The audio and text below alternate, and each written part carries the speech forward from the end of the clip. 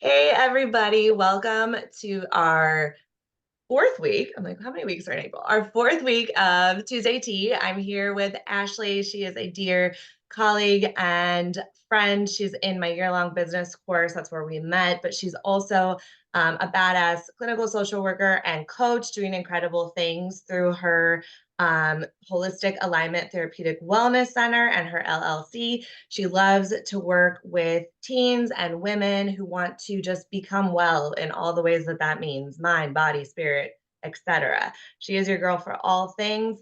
And she is here today to talk about growth.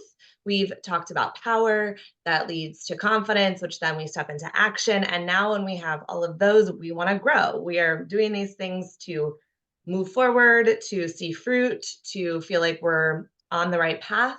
And we're going to just dive in a little bit to that topic today with Ashley. So thanks so much for being here. Thank you for having me. Happy to be Yeah. here. So the first sort of like question I just want to start with is, how have you personally experienced growth in your own life? Yeah, so for me, um, I think that I started to notice the growth once I started to put myself in other spaces other than therapy. So I started to branch off into the coaching sphere and started to get more of an entrepreneurial mindset by the type of things that I would listen to, like different podcasts, different people in the field, just trying to grow my craft a little bit more and Mhm. learning different things that I've never thought about before. Mm, I started to notice that the things that I put on my vision board were expanding. wow. And I was Yeah. actually manifesting those things Yeah. that I was putting on my board. And it just went up from there. So I Awesome. would say challenging myself to put myself in different spaces like this one, of Hmm. course, and Hmm. going beyond this feeling that I have to know everything Yes. to be an expert. No, we just put ourselves out there. So Yes. it's when I took that courageous leap that I started to just blow my mind. Wow. And I'm getting calls here to do these things and to speak here. And it just took that 1 ounce of like faith and action, and it sparked from there. That's awesome. And I think you bring up such a good point that I'm almost like thinking, I'm not a plant person, but I know enough about them, right? That like a plant, if it's in a certain kind of pot, it reaches its limit, right? Like if its roots can't go anymore. I don't actually know if this is real, but I know you have to repot things if you want them to keep growing. So if you keep it in the small pot, it's gonna stay probably smaller. Like it's still alive, it's still like growing, but maybe it's not reaching max potential. And you're Mm, sort of talking about, you were in your small pot, like you knew therapy, you knew it well, you knew your world, and then you repotted to this bigger pot, and now mm, roots can stretch farther. There's way more opportunity. You're reaching heights maybe you didn't even know that you could reach, or this plant, for using that analogy again, like, could get to. And I think that it's so true. And it's been a thread through a lot of these conversations of, there's nothing wrong with what you're doing now, right? Like mm, clearly you're here, you're listening to this, we're talking about things, we're doing stuff, but like, what if there's more? Right. And mm, I think that's that growth mindset that we sometimes just get in our own way and limit ourselves. And if we're mm. not looking for it, it's not going to find us necessarily, right? Or it might find Right. us and we're just like, oh, I don't know. And we don't take the opportunity. So what a great example of how you really embraced that unknown, but how awesome to hear what things have come of that just right now. Like, there's still so much Yeah. time left too that we don't even know what else is going to happen, Yeah. right? And it's still like ounces of me that want to be afraid a little bit, but now with Mhm. the things that I've learned, it's like you use that fear for to catapult you to the Yeah. next level. You don't use the fear to keep you in a box. Right. And so long, for so many years, I would consume so much information. Like I'm a wealth of knowledge. Yes. But Yes. now it's time to go ahead and plant those Hear it. seeds into Hmm. the different pots. So Hmm. just Hmm. taking, that analogy and Yeah. realizing that I have so many seeds to plant, and I'm Yes. watering them now and they're growing. That's awesome. And I like that idea too, that there could be different things, right? And perhaps the growth stage of like your coaching business, which is in its newer stages, is still like a smaller plant. Your therapy is like a huge tree. It's been here for a while, or, other things in your life that you do well. And that's what's amazing too, is that there isn't a comparison. Like they're different plants, they're different, they have different expectations, they have different trajectories, but it still is movement, it still is growth, right? And I think the minute we get too comfortable, we stop growing. And Right. that fear, that tension, again, this other theme that keeps coming up is so critical. It doesn't mean it's wrong. It doesn't mean it's bad. It doesn't mean it's going to hurt us. It's actually that sign of like, ooh, okay, right? Like Yeah. before the roller coaster, that like stomach feeling, but you're strapped in, you're okay. Like this is a safe fall. There is Uh-huh. like a true fear, a true risk where like, do not do that. But that's, I think we sometimes conflate the two, and we aren't very good at always pulling them apart to be like, no, this we step into uncomfort, discomfort. This is truly just dangerous. Like, do not do that, right? Yeah. And so, how would you say that the topic of growth comes up in your work with clients, whether it's on the therapy side, the coaching side?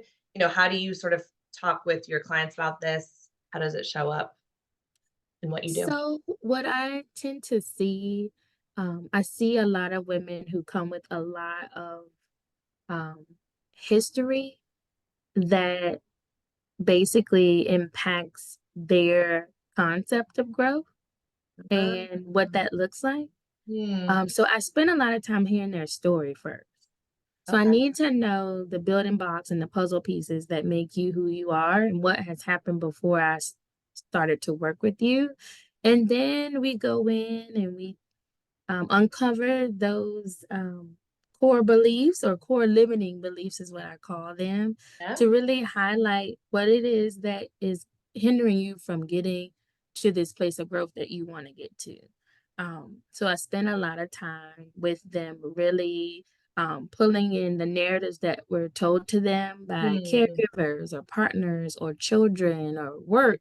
We pull those negative narratives and we create new, powerful, empowering narratives. Yeah. And I see that when we pull back those layers and my clients are like, wow, I didn't know that this was connected to this. And I didn't know that what this person said to me years ago, I'm still subconsciously internalizing that to this Yeah. day. So I spend a lot of time, again, teaching and educating and just empowering them to um, be the person that can be the force that can change their own lives. And they don't need anyone else. Not necessarily, but they don't need them, but it's more so But they it's have the you give them. power. They Yes. have the power to Yes. make the change that they want in their lives. And Right. we don't have to depend on anyone else to get us where we need to go, if that makes sense. 100%. And I think that's such a huge message that I think, especially as women, sometimes we're socialized not to believe, and then that Mhm. like goes down to, depending on like, religion, culture, Mhm. socioeconomic, which state you grew up, like then there's so many other factors that can compound or maybe lessen that message. But overall, I think there is this hierarchy, there's this idea that, you're the helper. Everyone Mhm. comes first, then you. Like, ooh, can you trust your own voice? Can you trust, are you allowed to have a vision? And so when we, even if we say, I don't believe those things, it's still so inherently in our just history that it comes out in interesting ways. And again, for some, it's like much more bam in their face and a bigger part of their story. And for others, it's more nuanced. But it really is something we have to remember, that I get to drive my car. Like this is my life I'm writing. I don't need permission or input or to check with anyone else or give them the pen for the narrative of my life. Like that's, why would I want to give that away, right? Like this is mine. And of course people help. Like we're going to talk about connection next week of, we need our tribes. We need people. Like Yes. we want to be in community, but with the right people, and make Mhm. sure power is being used in the right ways, not in harmful ways, and that we are growing with people, not Yeah. relying on someone for our growth or stunting our growth for someone else, Mhm. right? And I tend to educate or teach my clients about self-first care. A lot of time we Mhm. hear self-care, and I think that it can go either way. Some people understand it, some people can't Yeah. stand to hear the word. Yeah. But having this notion that it is self first. What do I need to do to put myself first? What does that look like? Yeah. And everything else has to flow from self first. Mm-hmm. And Oh, what an uncomfortable word, though. I bet. Do you get like a strong reaction when you say that? yes, and a lot of women are like, "Well, that's selfish," or "I don't have time for that," Yep. or "What do you mean self first? My kids come first, my husband come first," and I'm like, "Whew." Yeah. But Yeah. if you're not well, How then are your they? husband, your spouse, your wife, no one else can be well if you're not well. Yeah. Nothing. It No, all flows from you. it does. Yep. And vice versa. If those people are not thinking Hmm. about themselves and taking care of themselves, the best them is not showing up, and everyone is suffering as Yeah. a result, right? Yes. And another way I've heard this put too is it is self first. Like mentally, I'm thinking of my needs first. But it's if that's too like, but I can't always be number one. And no, you can't. Like if your kids literally need some, like if your needs are both there and theirs is greater for some reason, like it's dangerous, like then they are Mhm. coming first. So it's, but how do you Yeah. just get on your own list? I Yes. think sometimes we're just not even on our list. And that is a problem. And I, Yeah. I think the ideal would be that you always sort of start at the top and you work down and make your choices. But if that for some folks is like, what? Then like just get on your list. At least be number like 28, not 30, right? Like let's just try to move Absolutely. you up a little bit, if nothing else. But if again, if you're watering the rest of the garden, if we're going back to the plant analogy, and you just never water your tomato tree, your Hello. tomato's gonna die. Like you're not gonna live. Your garden could be flourishing, but if that's the piece you need for the whole salad with all the vegetables, like you're missing something because you're not watering it. And you wouldn't just blatantly ignore one plant and water the rest. Like, why would I do that? I'm already out there. So Mhm. that's sort of this concept, like make sure you're on the list. And if anything else, start with yourself and then Yes. make sure you're getting everybody else too. You know, Absolutely. so that's awesome. Well, what Yeah. would be like a quick takeaway or whether it's like a good little visualization or a little statement or, bite-sized chunk of knowledge that maybe a listener can kind of take away Mhm. around growth, sort of to kind of summarize our conversation for the day.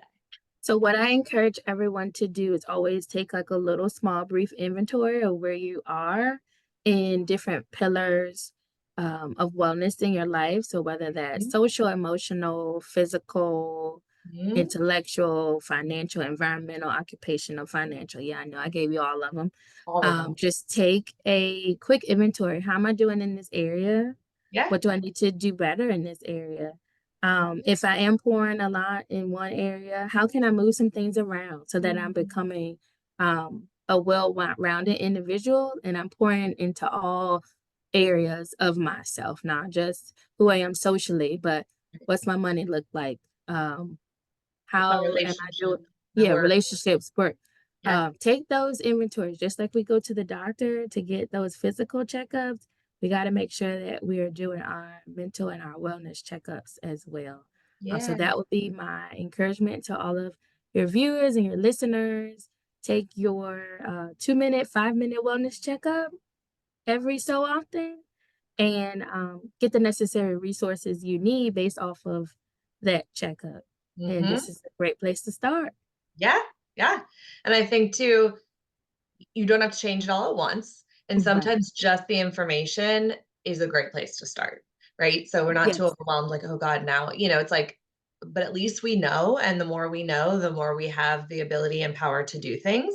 If Mhm. we're just ignorant of something, it, we're not doing anything about it because it's not even on our radar, right? So I think just Yes. sometimes that Self-awareness. information Yep. is an incredible first step, and things will come from that because when you know something, you can't unknow it, and there's generally then that like, "Ooh, okay, so what am I going to do to move this around if it's not totally working for me?" So Right.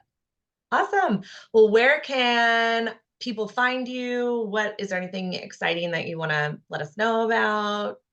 all the things. Yes. So I am on Instagram at Well with Waddell, and I'm sure you'll have that Yes, for there will be everyone links to on that. access. If you Mhm. want to know more about my therapeutic wellness services, you can visit holisticalignment-twc.com. That has all the list of my services and my offerings. And if you are interested in perhaps working with me, not in the therapeutic limbs, but more so this coaching realm where we do hone in on this self first care and what that looks like for you. Um, I have information on my website about my coaching services as well. Awesome. Yes, I'll make sure on Ashley's picture and then in her bio, there'll be links you can click on to take you to these various places. So it'll be right there in the email.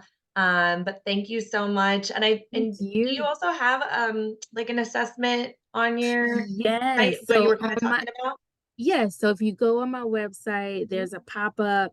It'll say put your email in to get the freebie, and that freebie has a diagram that you can use Ah, for the wellness assessment that I went over earlier with those 8 pillars. okay. Take that self-assessment, shade in, color in how much you feel like you're doing in that area, and that's that first step to see Yes. which areas you're pouring into and which areas you need to pour into. So thank you for that. Yeah, no, definitely check that out. It's a great resource. Thank you again for being here today. I hope everyone has a wonderful rest of your Tuesday, and we'll see you next time. Bye.